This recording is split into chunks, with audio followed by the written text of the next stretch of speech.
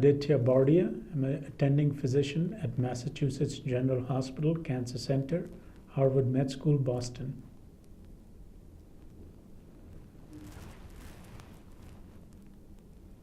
So I would like to talk about antibody drug conjugates in triple negative breast cancer, or finding the positive in the negative. So triple negative breast cancer, which comprises of about 15 to 20% of all breast cancers, essentially represents a subgroup that has an aggressive tumor biology, is more likely to have disease recurrence, and is associated with a poor survival. The response rate to standard therapies, standard chemotherapy agents, is not high. It's usually in the range of 10 to 15%.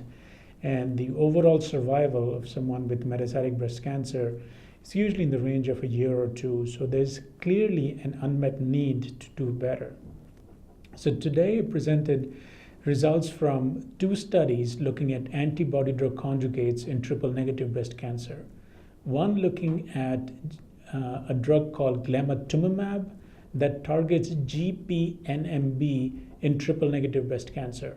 So GPNMB is an antigen that is overexpressed in a certain proportion of triple negative breast cancers. And in a clinical trial which looked at glamatumomab, which is an antibody drug conjugate against GPNMB, there was an improvement in progression-free survival and response rate in patients who received glamatumomab as opposed to chemotherapy. But it was only seen in tumor-expressing GPNMB and that were triple negative. The trial also accrued ER-positive disease and other subsets, and there was no clear benefit seen with glamatumomab versus chemotherapy. So the confirmatory phase 3 trial, called the METRIC trial, is comparing glamatumomab versus capecitabine specifically for GPNMB positive triple negative breast cancer. The second drug that I want to highlight is a drug called sacituzumab, or IMU-132. It's an antibody drug conjugate against TROP2. So TROP2 is an antigen that is related to EpCAM but different from EpCAM, and is overexpressed in a number of cancers, including triple negative breast cancer.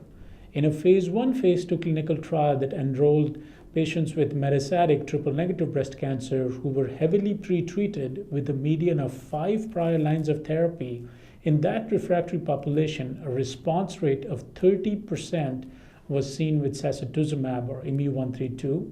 The responses were early and they were durable. Furthermore, the progression-free survival was about 6 months and patients lived more than a year.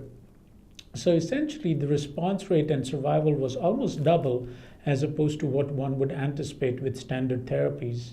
And these results were published in the Journal of Clinical Oncology earlier this year.